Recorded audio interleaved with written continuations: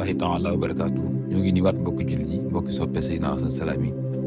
ginnaaw bi ñu ndokkalee mbokk yu soppe yëpp ci seen taxawaay ci bisu Seydina Alassane Salam bii jàll di màggalam bi ñoo ngi leen di nuyuwaat te di leen ziar di tàmbaliwaat liggéey bi jëm ci jaar-jaaru Seydina Alassane Salam ngir mission Seydina Alassane Salam bii nga xam ne mission la buy continuer te muy defar ruu yi ak jikko yi ak moytuloo nit ñi mooy yàlla di gën a ragal yàlla loolu rek mooy liggéey bi. tey nag ñu ngi ñëw ci waxtaan bi laay biir ci témoignage Seydina Alassane Salam jëm ci wàllu bor lépp nit ñaan yàlla mu fàtte ko wala lépp nit doo ko fay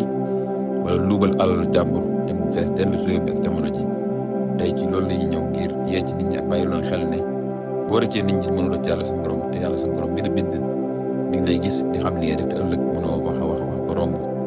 lépp atte kooku mën na dara atte